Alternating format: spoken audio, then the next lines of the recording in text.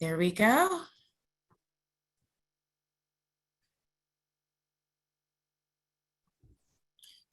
What? Yeah. Okay, here we go. I'm still waking up, so welcome. So good morning, everybody. Thank you so much for joining us. ELK is a wonderful, wonderful conference. I always call it the little conference that's actually a big conference. And there's always just, some great presentations, good, time to connect with folks.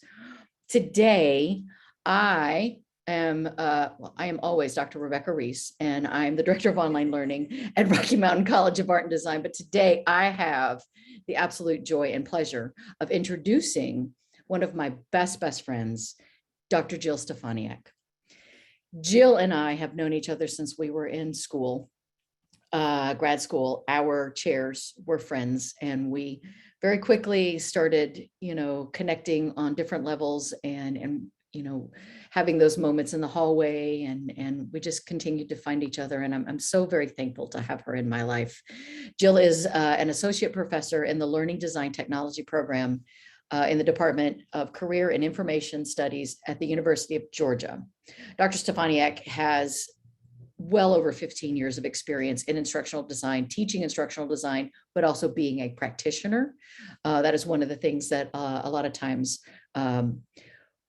people forget about, that a lot of our people that are our faculty actually also practiced it as well, which I find always inspiring. Dr. Stefaniak has applied instructional design and performance improvement strategies in higher education, corporate, manufacturing, nonprofit settings. Her research interests focus on professional development of instructional designers, designers making decision-making processes, contextual factors influencing design and situated environments. Most recently, her book, Needs Assessment for Learning and Performance, Theory, Process, and Practice. That's a lot of words, Jill. Received Outstanding Book Award for the Systems Thinking Change with AECT, which is one of our professional organizations that we belong to. Dr. Stefaniak currently serves as the editor for the Journal for Applied Instructional Design, or JAID, and has served and also serves as a board representative for Systems Thinking and Change Division in AECT, which is the Association for Education, Communications, and Technology. She recently edited a book with myself. It's called the Instructional Designer Trainers, Instructional Design Trainers Guide, Authentic Practices and Considerations for Mentoring ID and Tech Professionals. This book literally was just released in March, and I think it will serve well for those institutions that are teaching and training our soon-to-be practitioners in instructional design. So again, it is my absolute pleasure to bring Jill to you today so that she can connect with you and share some of the great things that she has done, is doing. So, Jill. Well, thank you very much. And I'm just going to bring up my screen really quick. I've got a few slides to kind of help guide me through the conversation this morning. I think it's still the morning for all of us. But my topic here today is to discuss navigating instructional design in higher education, systems, anarchy, and resolve. And I hope that by the end of today, by the end of this week, when you go back to your respective jobs and you're reflecting on things that you've heard, I hope that when you think about organizational anarchies, you think of me and that you think of the game Pickup Sticks. And I will circle back to Pickup Sticks in just a little while. But again, a little bit about myself, as Rebecca's mentioned in introducing me. I spent several years working as a practitioner. I actually got my start as an instructional designer, leading several very large performance improvement initiatives across a major healthcare system. And so really looking at what does it mean when we're bringing all these different departments together, all these different layers, dealing with bureaucracy. I'm sure you're surprised that exists in healthcare, but bringing everything together to facilitate learning and improve performance. I've also worked as as an instructional designer working with faculty. So I know what it's like to herd the cats when you're trying to chase your faculty members when you're designing instruction within the higher ed system. And then, of course, now in my respective role at UGA, I'm working as our program coordinator and as an associate professor in learning design and technology. My overall research, which has also kind of guided some of my thoughts today that I want to share with you all, I study the professional development of instructional designers. And so I'm kind of doing that in a variety of different ways. But I study what practitioners and what instructional designers are doing out in the field. And I also study how are we teaching instructional designers? So hopefully, because we know that there are some differences. And so I'm trying to bridge the gap there between theory and practice so that we can best prepare our next generation, our future field of leaders in instructional design, so that they are adequately prepared to juggle all of those challenges and constraints that many of you today, I'm sure, know that we're faced with as instructional designers out in the field. And so my goal for today is to really just discuss some of the different systemic factors that impact instructional designers' practices in higher education. I want to kind of talk about to what extent do we address these things, and also talking about some recommendations for how we can support instructional design activities. One of the things I want to point out and just get out there is instructional design is messy. And I don't think that there's any way that we can get rid of that messiness. But there are ways that we can navigate through that. And that's what I'm hoping that we can talk a little bit about this morning. I'm also going to set off before I kick everything off with a discussion, I want to provide a definition of instructional design that has guided my work, just so you can kind of see where I'm coming in and looking at instructional design. And there's a lot of different definitions that are out there if you look at different instructional design texts that are out there, but this is the one that resonates the most with me, and I'll tell you why. Instructional design is the science and art of creating detailed specifications for the development, evaluation, and maintenance of situations which facilitate learning and performance. And the reason why I gravitate more towards this definition, and it's not because two of the authors, one was my dissertation chair and one would be considered my academic grandmother from Wayne State University, but I love that they describe ID as a science and an art. And that's very much what it is. We have the science aspect. We know there are certain instructional strategies, there are certain learning theories, things that we know about how people learn and process information that we can apply to our instructional design practices. That's the science aspect of things. But the artfulness is where we really get to get creative. We get to hone our craft. That is where we have the opportunity to advocate for our learners, to customize what we're designing, to meet organizational goals, learning goals. And that's where that whole idea where, it all depends. Every project is different. That's where we get to see that creative side of things. Instructional design is never a one size fits all.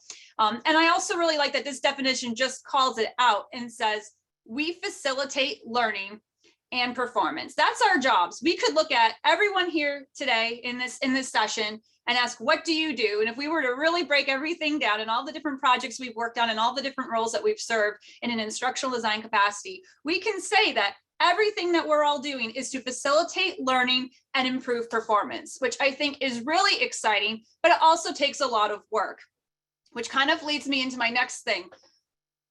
Have you ever been annoyed as an instructional designer? So I want you to think about different projects, different instructional design experiences that you've had. What challenges have you faced on projects? Do your projects go as planned 100% of the time? What's your biggest frustration as an ID?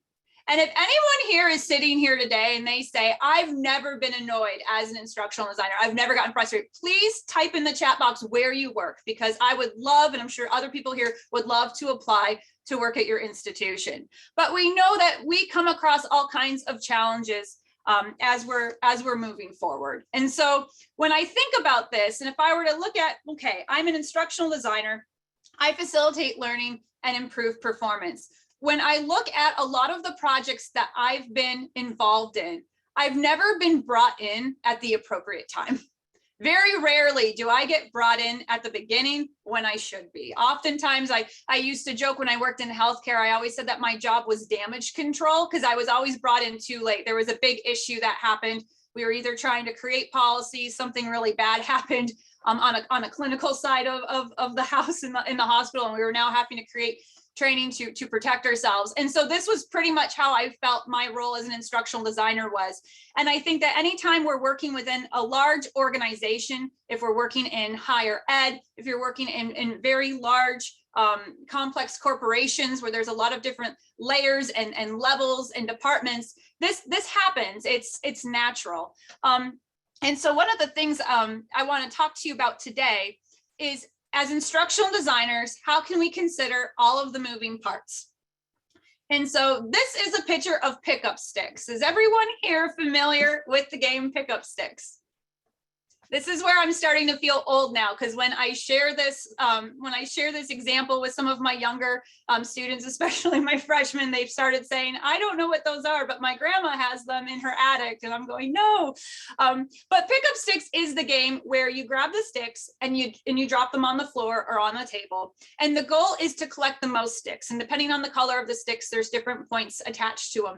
But you have to be really careful in that each stick, you have to be careful as you're moving a stick, you can't move the others. You have to be mindful of what your next play is going to be when you're playing that game. And I think that instructional designers should start thinking about their projects as pickup sticks. So in the past, when I've taught classes such as advanced instructional design and human performance technology, this is the analogy that I share with my students. And so what we could think about is, if we think about where we work, we could think that each stick is an element of our organization. So if you work with, you could consider each one of your coworkers could be a stick. Every department within your organization could be a stick. The different technology resources that you have available to you to do your job could be a stick. Organizational politics could be a stick. Any different thing that you can think of that's going on in the organization. You can think that if you started making that exhaustive list of everything that's going on within your organization, we'd have a really big pile of pickup sticks. And the reason why I want to bring this up, and we're going to keep circling back to this idea of where do we fit in with our pickup sticks, is that as instructional designers, when we're engaging in practice and we're interacting with others within our organization, and when we're implementing change, when we're facilitating learning and improving performance through our designs, we have to be mindful of what are the implications of our actions and how are they going to affect other aspects of that system. The other things we also need to be thinking about as we're designing are, what other things should we be mindful of? What other elements within the organization is impacting our ability to design as well? And I think in more cases than not, I'm sure we can all share, our horror stories where you think about you've designed a project and you weren't given adequate information on something, or something comes up later on and you realize, oh, I wish I knew that earlier, or I wish I had this resource, or we didn't plan this through when the time came to launch a particular activity.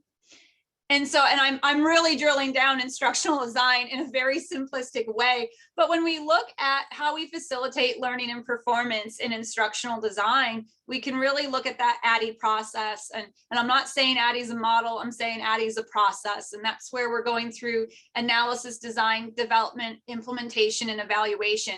And I'm not going to go through all of these because I'm well aware of who's attending this conference this week.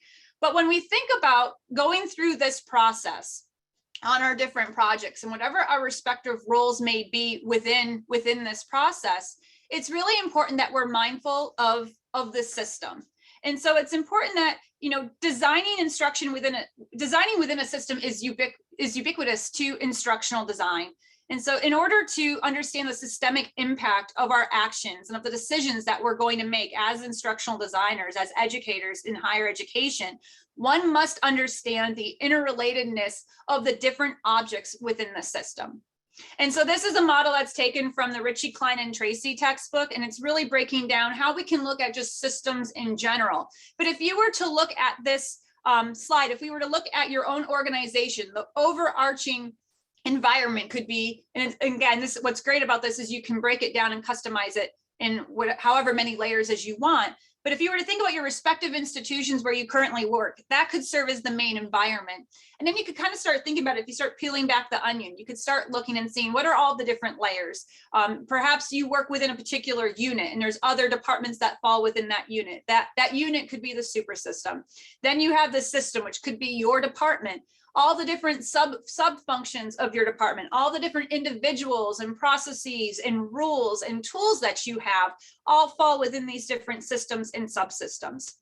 And what I want you to take away from today is that you know that as we really start looking at how many different systems and super systems we have existing within higher education and within organizations in general, it can become very complex very quickly, and also very overwhelming to the instructional designer if you start thinking about what's my role within this project and how are we going to be successful with launching this.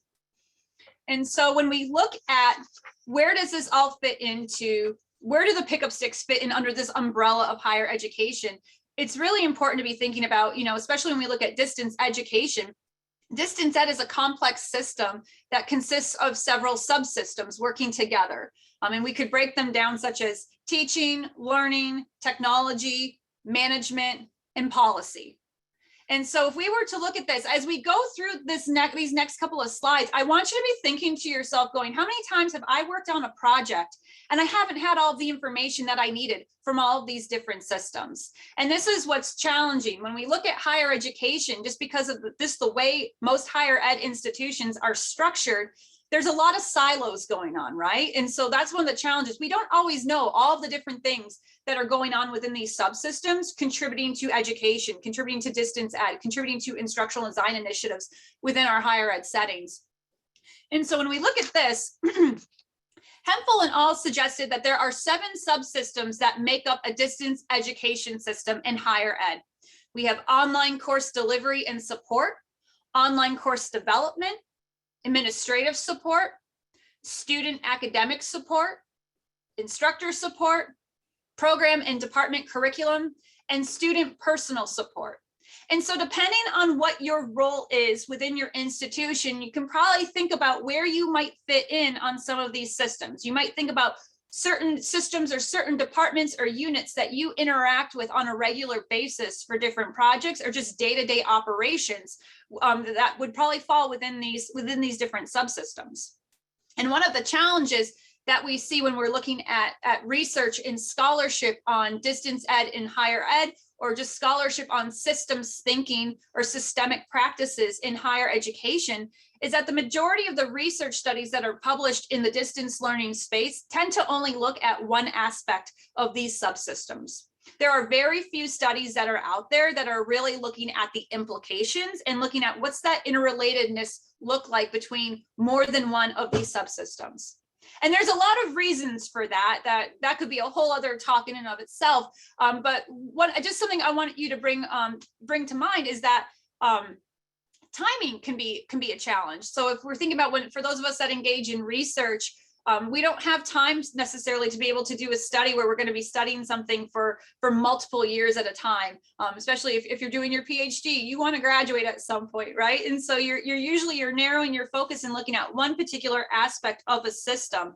And so as we talk about these different things and start thinking about how do we move forward looking and implementing systemic practices in instructional design, really thinking about what is your role within the subsystems? Where are you seeing challenges within the subsystems? And so if we look at this and acknowledge that, we have these 7 subsystems that are typical and are existing in higher education, think about our own roles as instructional designers and educators and go, okay, now how does this tie into this whole idea of the pickup sticks analogy? What are all those different components I need to be aware of? And so if I'm looking at instructor support, let's say I'm an instructional designer and I'm working with faculty. We are designing, perhaps we are transferring what used to be a traditional face-to-face course, and now we're shifting it to an online format. What happens when our relationship is done? What happens when that project is designed and the faculty member is expected to go out and teach that course, especially if it's someone who doesn't have a background in education or in instructional design? What types of support are in place if they have questions? What types of support are in place if they need help navigating the different tools and the different features that are available to them? And you can start thinking about all those different challenges. We start thinking about if we're doing online course development, how many instructional designers here today have been assigned to work with a faculty member, and you meet with them, you set deadlines, and then they disappear, right? And I've recently done a study where I interviewed several instructional designers across the country working in higher ed, and this was one of the common challenges. And they said there's lots of reasons for it. They're busy. They're trying to get tenure and promotion. They're having to do research. They're having to teach their classes. And so when you look at all these different factors, sometimes they don't have the support in place from the administrative level to help them achieve those goals. And there's lots of challenges for this, but we can easily start seeing that there's a lot of different pickup sticks that would fall into how we're effectively addressing these 7 subsystems or activities that are falling within these different subsystems. And so this brings us to, where does organizational anarchy fit in? This is a great place for organizational anarchy to breed, right? When we look at all the different subsystems and the different layers and complexities within our organization. And so the definition of organizational anarchies, and I'm pulling the one from Cohen and all, is that organizational anarchies are organizations or decision situations characterized by problematic preferences, unclear technology, and fluid participation. And so when we look at these problematic preferences, this is where we're working on projects that are ill-defined. It's not a one-size-fits-all. We don't always have all the information. We might have limitations and constraints imposed upon us to be able to do our jobs. We might not have enough time. We might not have enough access to subject matter experts. There might be challenges where we've been assigned subject matter experts. We're trying to get access to them. We're having to look at what are the best ways to facilitate learning within these different environments. And so I'm sure you can think about what are some of those different ill-defined projects you've been involved in. We then look at unclear technology, and this isn't just necessarily technology in the terms of technological tools such as, learning management systems or, using Zoom or using Articulate Storyline or any of those things. This is looking at what technology do we have guiding our organization? And so this is really looking at this in terms of processes. Do we have clearly defined and outlined processes to support us doing our jobs? Do we have clearly defined processes and methods of communication to know that we're not duplicating efforts within an organization? Other things you can be thinking about: how many times have you worked on a project and then you find out 6 months later that there's another unit within your institution doing something very similar? Or your department is trying to buy software and you come to find out the university already had a license for it within another department. There's lots of times where we start seeing these duplicate efforts, or there's just information that we don't know. We're not communicating with it. And that's where we see unclear technology.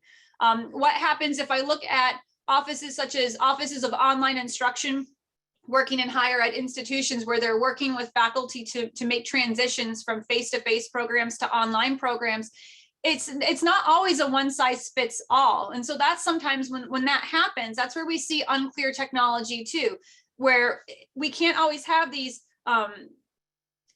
really well structured and defined policies that we are going to hold every single individual or every single program accountable to, because sometimes there's unique differences. And that's why we have to sometimes be flexible with that, which can cause problems sometimes. And then, of course, we have fluid participation. And this is where participants' availability and the extent that they are participating and contributing to a project is going to be variable to time. And so as instructional designers, you can think about how much time are you being given to work on a particular project. A lot of instructional designers are working on more than one project at once. And so you have to think about, how are you dividing up your time? If you have subject matter experts that are supposed to be working with you, or if you're working with faculty members in higher ed institutions, how much time do they have available, or how much time are they making themselves available to work with you on these projects? What about when administration comes in? How much time are you bringing all the people representing those 7 subsystems on the previous screen together at the table to really set out a plan to make sure that you're doing what you need to be doing most effectively? And so typically what happens is, again, we get frustrated. And again, this is where I'm also going to stop and pause. If anybody here is listening to this going, I've never encountered any issues with ill-defined projects in my institution. I never have any issues with processes and participation within my organization, please let us know, because there's going to be a lot of us, I think, that are going to want to apply today. But these are the different things that we need to be mindful of as we're moving forward. And so when we look at how does organizational anarchy fester in the system, every system has a degree of entropy, which is chaos. Every system has one.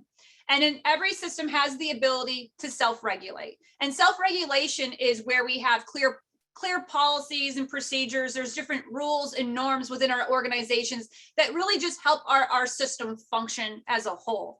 And we could break this down in terms of our bodies as systems. We can look at it, obviously today we're talking about our organizations as systems.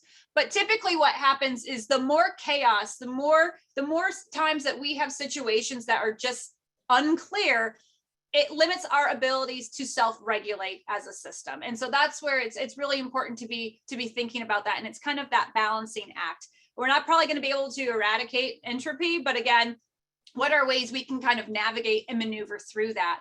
And so when we start thinking back to us facilitating learning and improving performance, it's really important that we're thinking about what is the chaos that we have when we're looking at how do we navigate through these pickup sticks?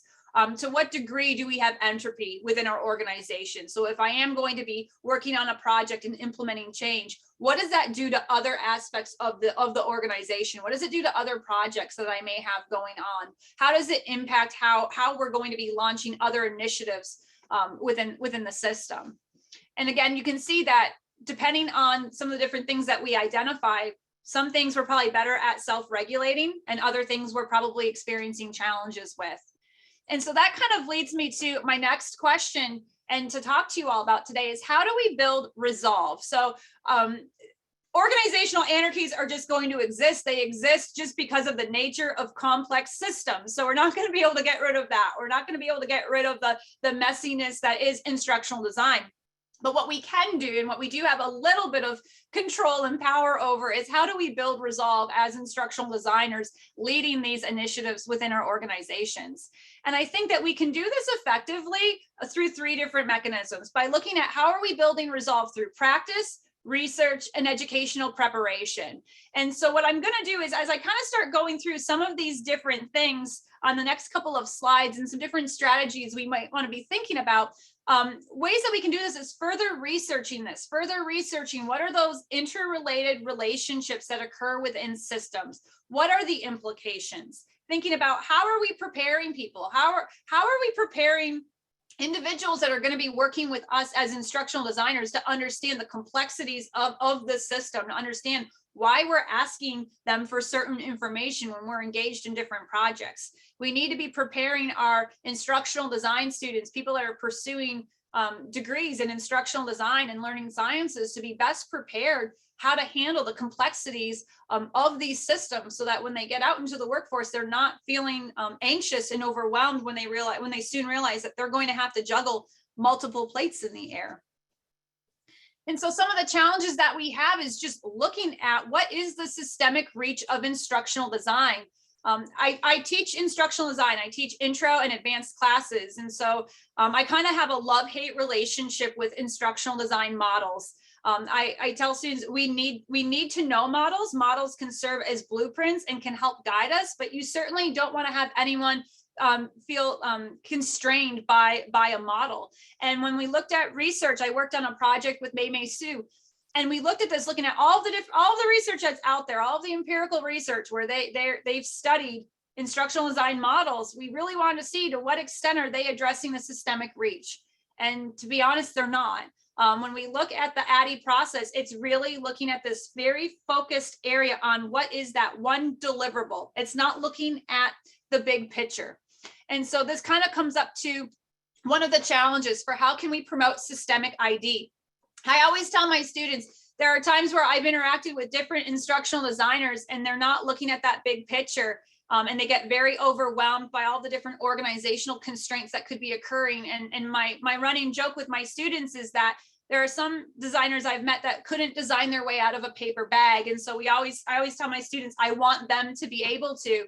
And so the ways that we can do this is to abandon this perfunctory mindset towards ADDIE, towards instructional design, really looking at what is our role within this large system, really starting to think about all those different moving parts. Really think about where do we see advocacy within these models? Where do we see ethics coming into play within these models? And so again, thinking about how can we be advocating for these different things when we're being brought to the design tables and discussing these projects. I've written a book on needs assessment, so it's no shock to people who know me. I'm always the one yelling out, what about needs assessment? What about needs assessment? But expanding the A in ADDIE, and it's not just looking at that traditional learner analysis that we're familiar with, but really taking a more 30,000 foot view, really understanding that transfer context. Where are our learners coming from? What resources and support do they need? Not just when they're coming into training, but how are they going to be successful afterwards? And if you think back to that subsystem, one of the 7 subsystems by Hempel and al. Talks about learner support. We don't always get to see our learners all the way through an entire project. We don't get to see what they're doing 6 months afterwards or 6 months, after a project's come to completion. And so really thinking about what can we do from that planning side of things. Leveraging models to map out connections in the system. So really looking at, as we're going through the ADDIE process, which we all do, thinking about what are those implications? How does it tie into the complexities within that system? And understanding the systemic implications of our design decisions and really being able to take time to step back and go, what am I thinking about? Why am I making these decisions? Why are we implementing this way? What are the systemic implications we need to be mindful of, both good and bad? But those are things that we should be discussing, and not just discussing and reflecting on by ourselves, but we should be discussing with a larger team, not just our instructional design team or our coworkers that we see every day, but all the different people that are involved or are touching the different projects that we're engaged in. And so some of the ways, and this is not an exhaustive list, but some of the ways that we can work towards promoting systemic ID practices is to utilize performance analysis models to understand relationships. And so when I'm talking about this, again, you have to be very careful with performance improvement models, no different than instructional design models. They're very paternalistic, I find, where they're kind of dictating to make it look like, well, you're just going to plop all of this stuff in. And one of the challenges that we have with both performance improvement models and instructional design models is that very few have been validated. But the reason why I do have this up here is that a lot of the performance improvement models are really great in serving as a blueprint, at least to guide some of our questioning and some of our decision making throughout that process. To go, we're looking at what we're expecting of our learners. We know what we're expecting of the instructional designers or the other individuals working on a project. Now let's think about what resources do we have together. And this kind of goes back where I see some of these models can be used to initially kind of start capturing what are some of those challenges that we're looking at in terms of organizational anarchy. Where do we see unclear technology, unclear processes? Where are we seeing insufficient participation on these different projects and these different initiatives that we're engaged in? I also think it's really important that we need to be focusing more on validating the identified problem or need. One of the challenges we face in instructional design is that we are always brought in after a problem's been identified. They've identified, well, we need an instructional designer on this project. And I don't see that going away, but I do see where we can start working towards validating that. And so that's where it's really trying to understand, taking that systems view to understand all those parts, taking some time at the beginning of that project to really understand to what degree does chaos and entropy exist within the system, to understand what are all of those moving parts, what are those different political implications that you might need to be aware of, to be starting to think proactively about how am I anticipating my learning audience or the individuals that are going to be benefiting from this project, that are going to be benefiting from the instruction that we're developing. How are they going to be able to transfer this in the real world once training's done?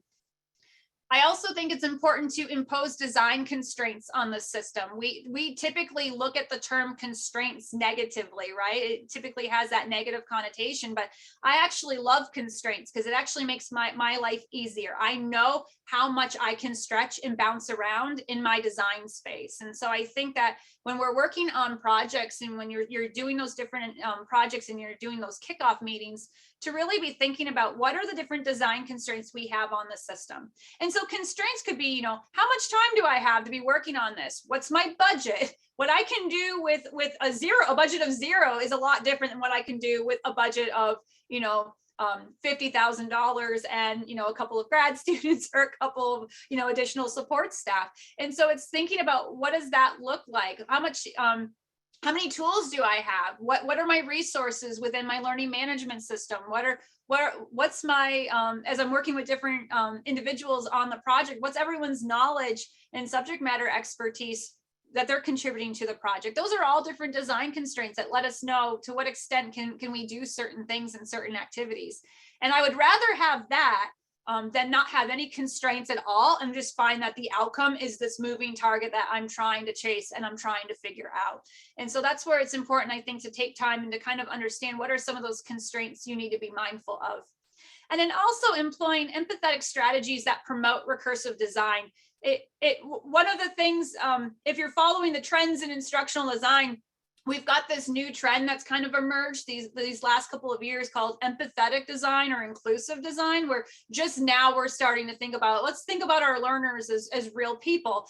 That's a fairly new trend in our field. And so I think that this is where we could really challenge some of the existing instructional design strategies that are out there, those existing instructional design frameworks, to look at how can we as the instructional designer navigate through our systems, employing empathetic strategies that promote recursive design. And so what that means is constantly taking that iterative approach to instructional design, revisiting different phases of our project as new information comes up, really making sure we're advocating for our learners, that we're understanding the challenges that they're faced with and the systemic implications that are impacting their work along the way in order to help make them the most successful.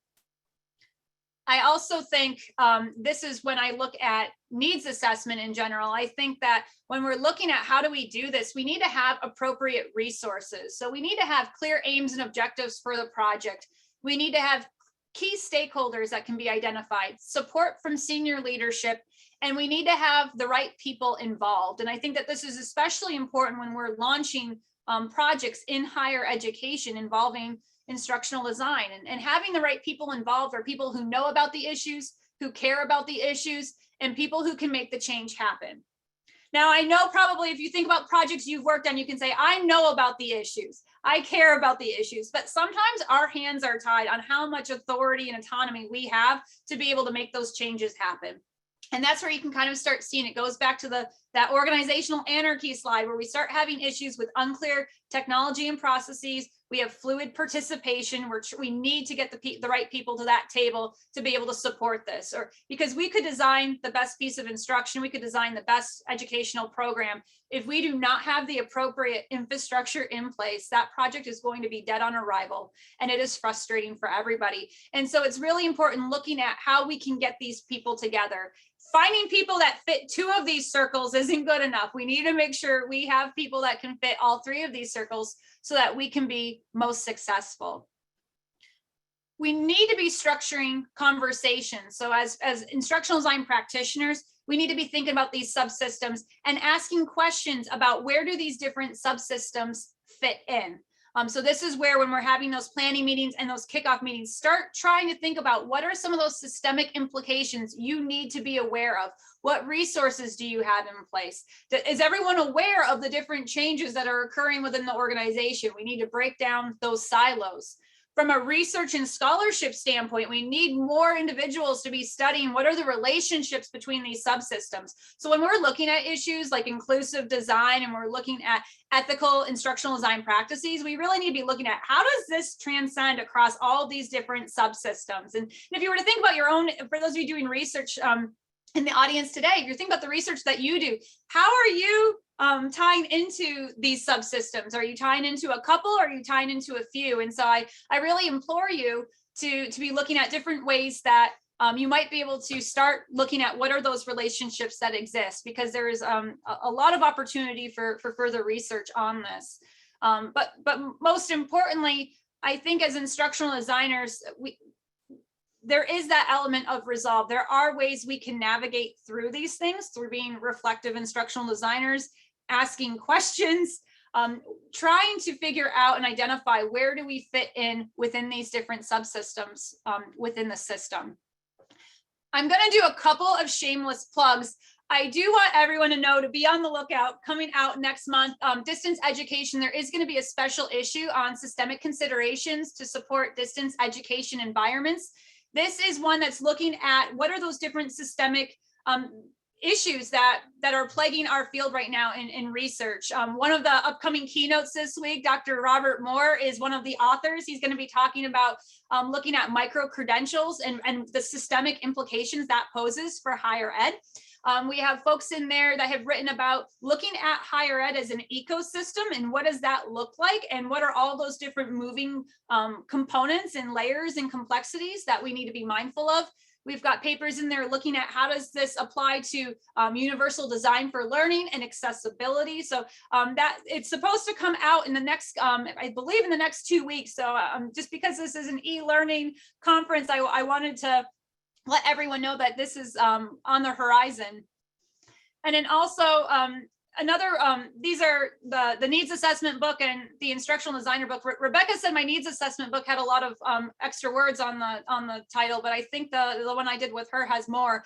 But I also want to do a shameless plug for the Journal of Applied Instructional Design. This is a really special journal to me because I feel that this is one of the very few we have that bridges research and practice. And this is where it is an open journal. We are trying to get information out to folks that are actually doing this work. And so for those of you that are presenting this week, if you have anything that you think would benefit our instructional design community, please consider submitting to the Journal of Applied Instructional Design. Several people here today have published in the journal, and so I just really encourage you to do that, to take a look on our website. If you're ever unsure about if something fits, I am the editor of that journal. I welcome emails. I get emails all the time from people sharing abstracts saying, I'm thinking about submitting this paper to you. Do you think it would be a good fit?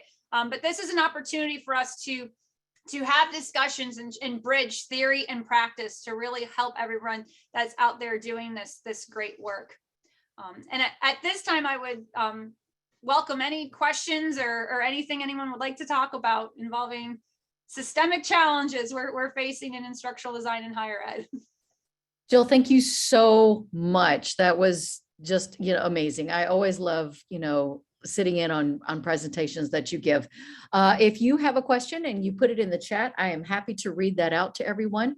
Otherwise, I believe you have the ability to unmute yourself. And if you'd like to ask a question through that way, you are more than welcome to. And Jill, do you want to stop sharing your presentation so everyone who's not here will be able to see your beautiful face? Thank you. Sure.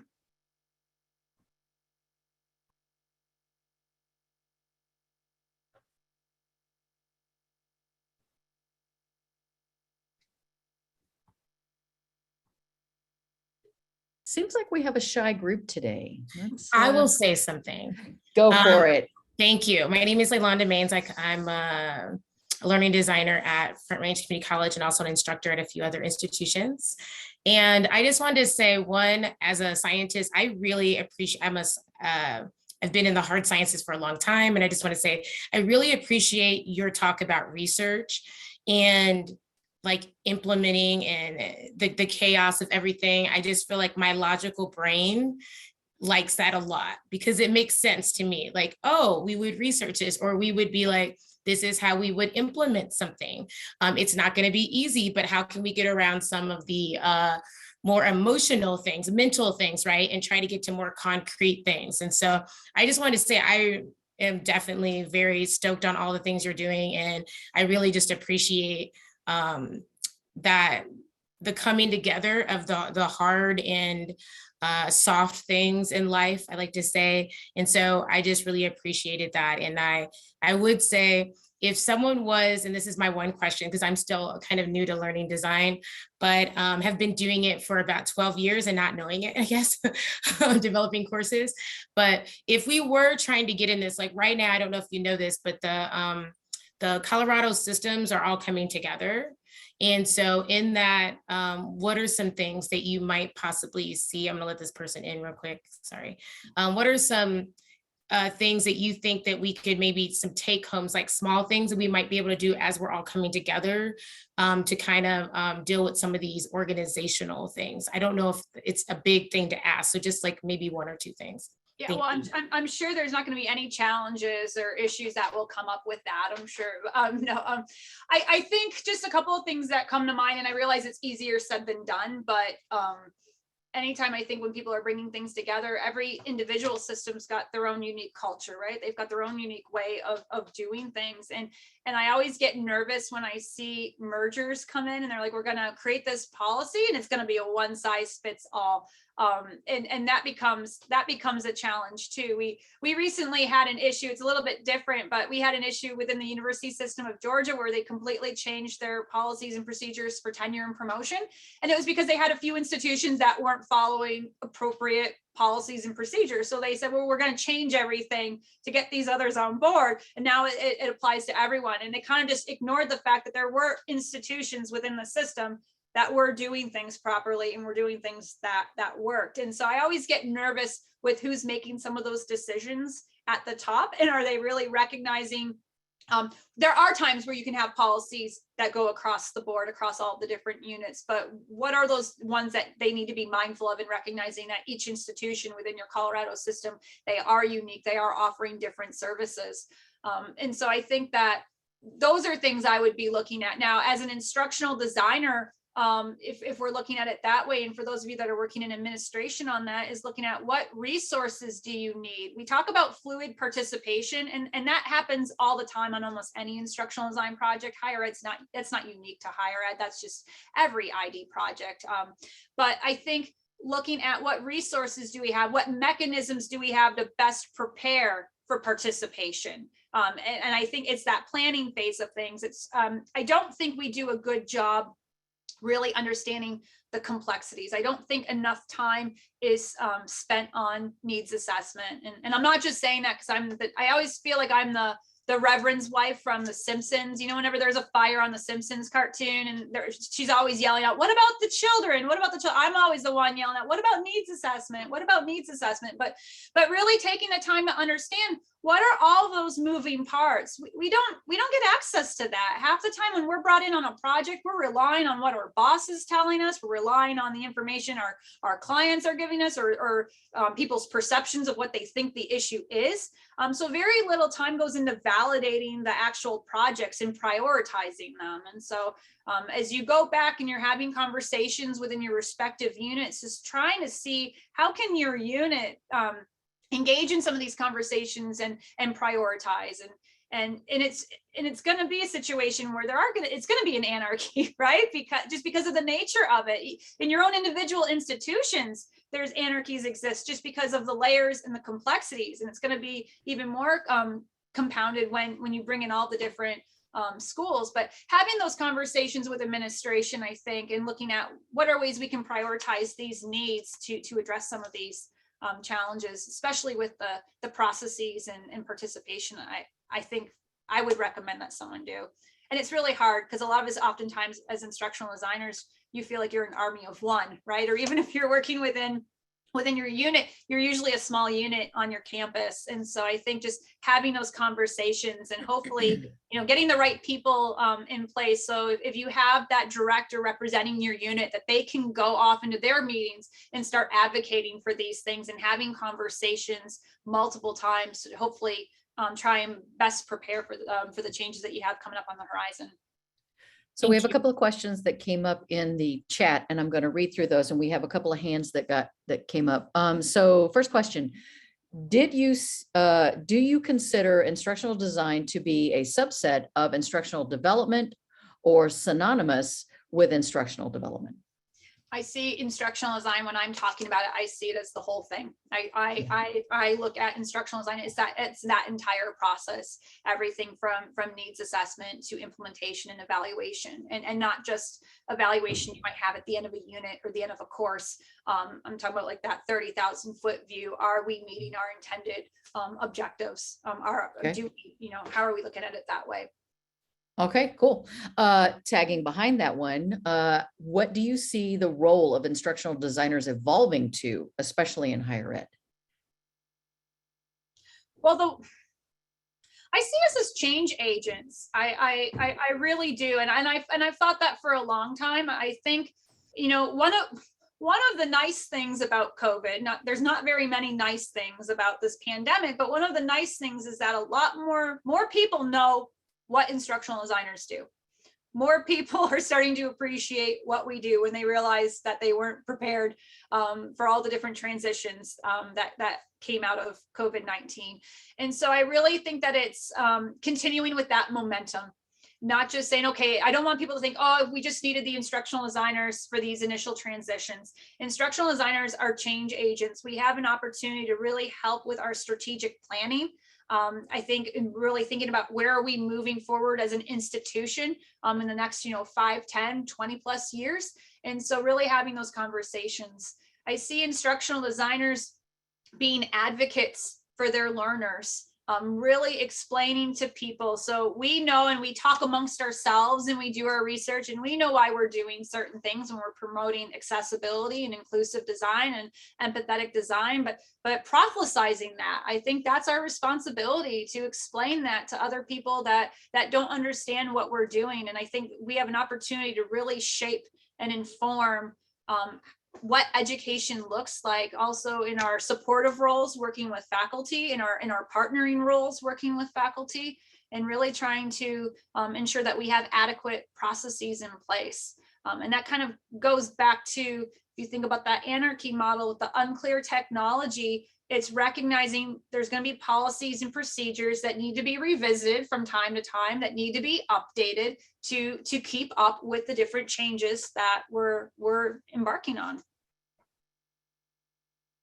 Cool. Okay, so let's go and get one of our hand raises. Anne, I think you were first.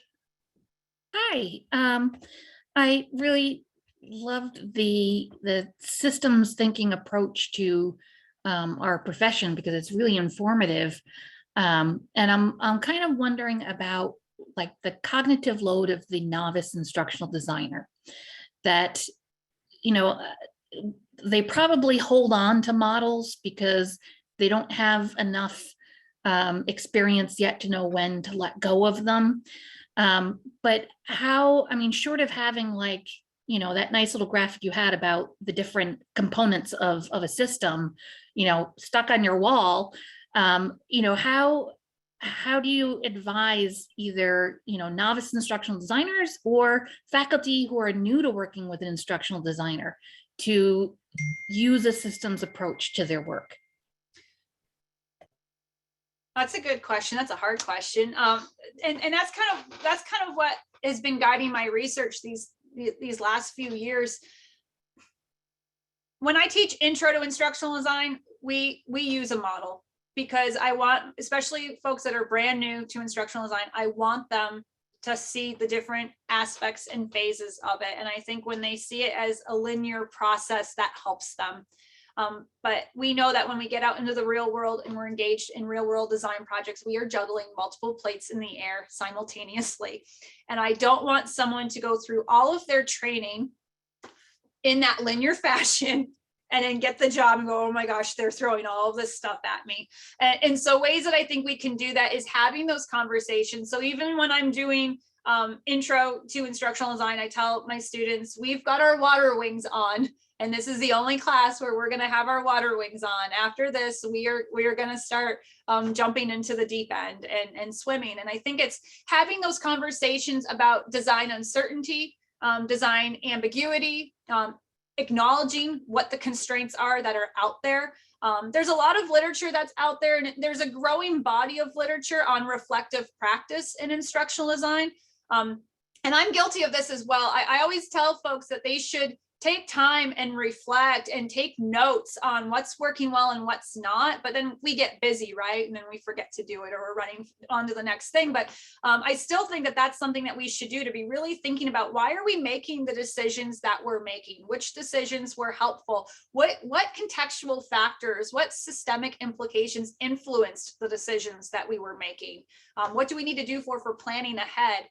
So those are different things. And I think it's not just introducing it in one class to students. If we look at our graduate programs, these are recurring themes. And so if I were to look at instructional design programs overall, I think there are certain, I would call them like a curricular ribbon that should be woven into every course. So it's not just one course. Same thing with evaluation. I don't think students should just have, oh, I took one class in evaluation. That's not good enough. You need to be weaving it into everything. And there's a few different topics in ID that I think fall within that. But I think that's the best way. And then to give them those safe spaces. And I think instructional design training programs is a great way to do this. Communities of practice, any of your informal learning groups you may have on higher ed institutions, where people can kind of come together and brainstorm and talk about these things. But to give people a safe place to kind of play around and practice these things, and have other individuals that can serve as a sounding board, I think is also really helpful. Because if people learn to embrace design constraints, and they kind of start changing their mindset, going, constraints aren't bad, they're good, and this is how they can help me, they're more apt to start asking those questions. Whereas I've seen a lot of the novices where they haven't had those experiences, they're too afraid to ask those questions, because they don't want someone to think that they don't know what they're doing, or they don't want to get embarrassed. And I think that if you get more comfortable talking about these things, it becomes a lot easier, and you'll be more apt to do it on the different projects, and talking and engaging in conversations with others. So looking at the time, we are very close, but what I'd like to offer is, those of you who've put questions in the chat, we'll grab those and we'll send them to Jill, and she can give you a quick answer. And then what we'll do, and we'll have Casey give their question, and then we'll call it a day. Hi, thanks for that. So I'm going to try to not preach to the choir here, because I do feel like I'm definitely among my peers. So right now we are kind of navigating this chasm of, instructors that feel really put upon by like policies and standards, but like we have the need for them. So when you're talking about expanding that A, I was like in a side conversation with another ID, and she's like, it's really like the instructors in the departments that need to do that A, and so they have an idea. But what we're getting into is this kind of like, this push-pull, and we're like kind of running out of goodwill. They really loved us right after COVID, and now it's kind of like, okay, you guys need to go back to your lane. So I guess I just needed to like voice that, and like, I'm wondering about this expanding of the A and thinking of that bigger system. And I'm just kind of like, I don't really have a strategy that comes to mind to get them to do their own needs assessment, or to like encourage that. I think there's a couple of different ways you can look at it. So if I'm thinking of a project I just wrapped up talking to instructional designers across higher ed. When I look at it, I would say it's looking at the role of your instructional design office, looking at the faculty and instructors you're working with, and then also bringing in administration. And so I think it's setting up a system. If we're going to look at the system challenges, there are some faculty, I don't find you have as many issues with some of the faculty that are used to doing some type of instruction out in the community, or people with the educational backgrounds, but there's other disciplines where they're not going to make money off of designing instruction, or their tenure and promotions not going to be heavily weighted. I hate to say this, on how well they're teaching. It's oftentimes on how much grant funding are you bringing in? What are you doing with your research and publications? And so that's sometimes where it's kind of hard to corral the faculty. And a lot of the instructional designers I've talked with say, I understand that. But again, it's putting some type of a mechanism in place within these higher ed institutions where it's valued, instructional design is valued, or what resources, how are you going to support the faculty that are engaging in some of this work, especially if you're working on programs trying to make these changes. Looking at administration, other frustrations, and I'm sure, again, we're preaching to the choir, where How many times has your institution said, well, we've purchased technological tools for you to do your job, but they haven't bought the full package. They bought like the basic package to it. And you're like, I can't use this, or my faculty can't use this. This causes other challenges with my students. Or I've talked to undergrad students where they're using different learning management systems for different classes because the faculty members have gone rogue and they said, I don't like how this is working. We're going to do it this way. And the instructional designer is trying to chase them, trying to like make all of this make sense to support the learners as best as possible. But I think it's expanding that I think it's encouraging these units at the administrative level to really look at the big picture, and then encouraging each individual unit to look at what does this mean for purposes of your job? What does this mean in terms of your role in contributing to, how does the unclear technology impact the faculty member? How does the fluid participation impact the program goals and objectives? How does this impact the instructional design unit or the Office of Online Learning or your centers for teaching and learning? How does it impact other aspects within the institutions? It's a huge project, and I think it would be really, that's why I think we have anarchies that are existing, because it's complex and it's really hard figuring out how do we pool all those resources together. Jill, thank you again so much. As always, I love listening to you. I love seeing you. And tomorrow we will have Dr. Tanya Doucet, who will continue the conversation around instructional design. The title for her keynote is Mo Money, Mo Problems, the Shifting Landscape of Online Learning Instructional Design in Higher Education. So thank you all so much for joining us. I hope you have a fantastic rest of your day.